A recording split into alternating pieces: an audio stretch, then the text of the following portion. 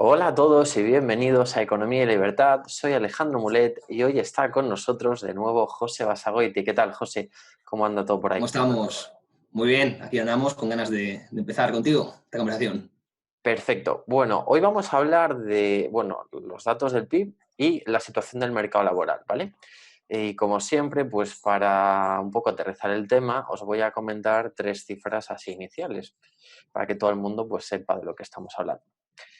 Ya tenemos el primer dato del PIB del primer trimestre del 2020 y ha sido una caída del menos 5,2%. Es el peor registro desde que existen datos y la serie histórica data desde 1970, nada menos.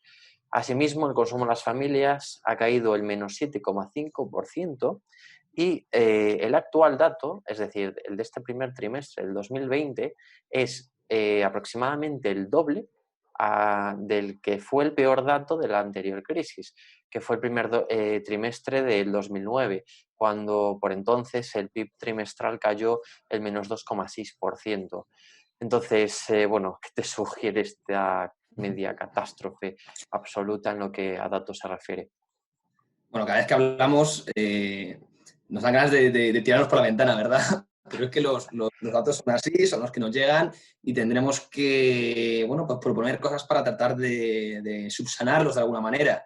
Como dices, datos terroríficos del PIB. Es evidente que las economías con mucho peso en turismo y en materias primas, es decir, en petróleo, van a ser las más castigadas de esta crisis.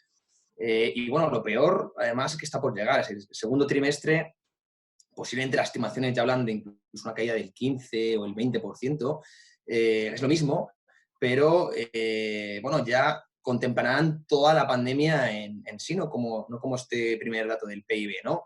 Y además es que el levantamiento de las medidas de cuarentena no van a solucionar de raíz este problema, porque no es lo mismo para un bar poder abrir al 30% que abrir al 100%. Entonces, bueno, queda mucho recorrido por delante y va a tocar sufrir. Y lo que es claro es que no existen soluciones mágicas, ¿no? Eso es el primer punto de partida. Es decir, va a tocar sufrir. Esto es una crisis y tocará sufrir y remangarse todos, apretarse el cinturón.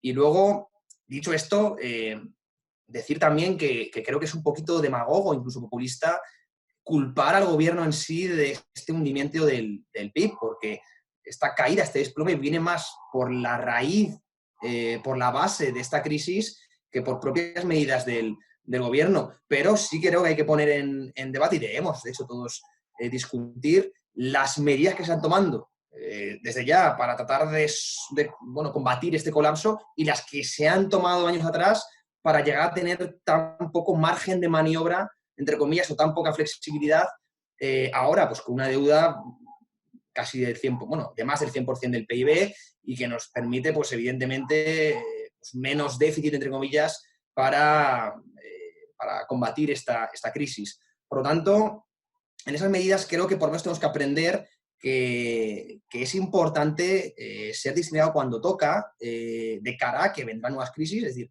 no nos tenemos que quedar en el presente, esta crisis la pasaremos, volverá a haber ciclos de bonanza y volverá a haber nuevas crisis.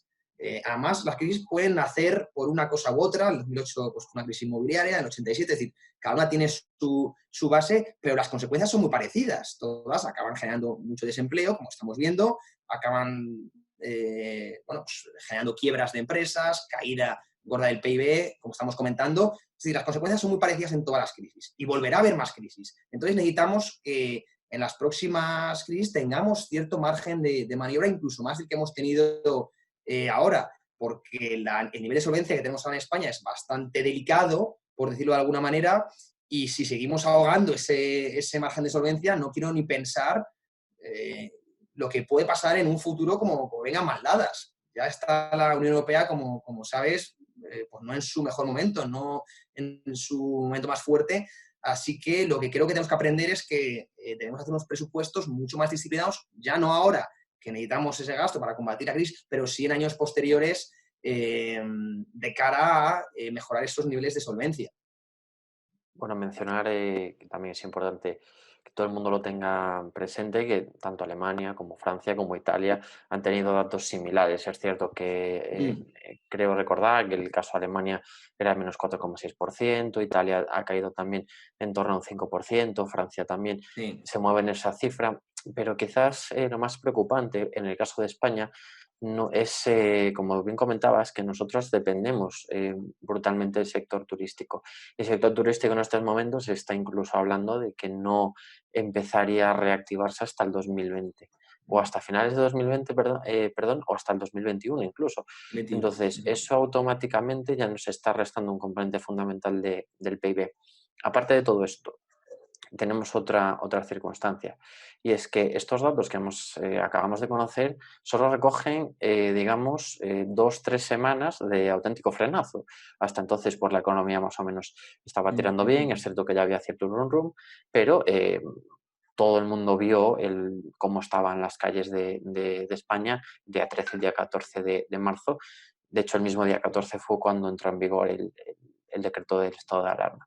Entonces, es muy posible que los datos que vengan para el próximo trimestre, que comprenderían abril, mayo y junio, sean muchísimo peores, lo cual no quiere decir Sí, que sí. después en los siguientes trimestres la situación recupere. Dicho esto, es cierto que tenemos que mirar muy mucho cuál va a ser el desenlace a final de año, entre otras cosas porque nos podemos enfrentar ante una caída histórica que sea solo comparable al periodo de posguerra aquí en España. Entonces, mucho ojo porque los datos nos están avisando de que es algo muy gordo y es algo mucho más gordo y rápido de lo que se pudo ver en la crisis pasada.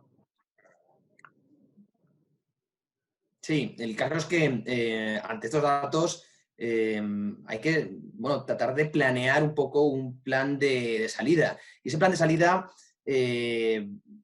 se puede apoyar sobre todo en dos medidas. O medidas de gasto, que es un poco por lo que está tirando el gobierno, sosteniendo prácticamente toda la recuperación o queriendo sostener la recuperación en deuda. Ya sabemos los riesgos que tiene eso, estábamos comentando para el futuro, y no hemos visto aún ni reducción del gasto, reducción contundente del gasto, ni bajada de impuestos, de flexibilizar un poquito más el castigado sector privado. Es que no hemos visto ninguna medida que vaya enfocado a esos movimientos. Entonces yo creo que desde mi punto de vista, van equivocados.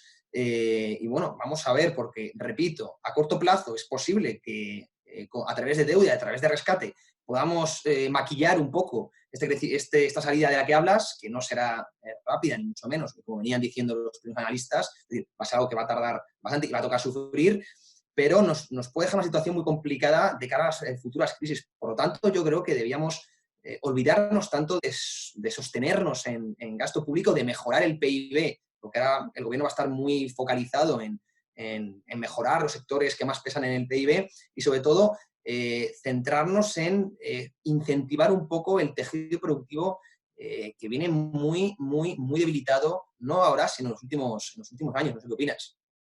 Sí, bueno, está claro que al final la dependencia de un sector, pues como puede ser tan cíclico como el turismo, pues tiene ciertos riesgos, lo cual no quiere decir que España no pueda permitirse pues generar un poco un ambiente, una especie de eh, microsistema para que pues startups, gente con talento pueda venir al país y empezar a proponer una alternativa de tejido productivo, pues en este caso que esté más enfocado a nuevas tecnologías, a aplicaciones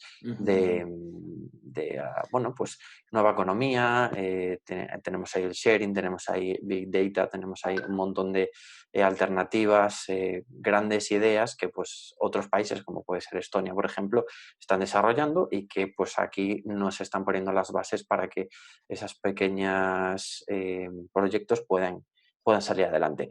Y bueno, ya para terminar, porque tampoco queremos hacerlo muchísimo más largo, no sé si tienes alguna última reflexión que compartir con nosotros, José.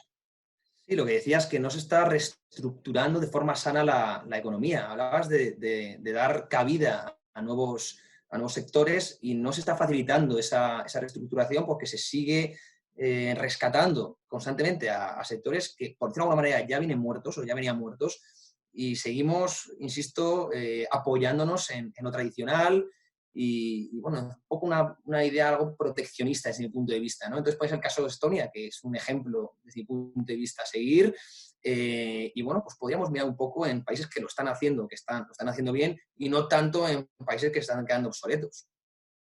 Por supuesto. Bueno, en resumen, menos impuestos, mayor seguridad jurídica y sobre todo eh, un auténtico horizonte, una auténtica visión a largo plazo para crear mayor prosperidad y riqueza para todos.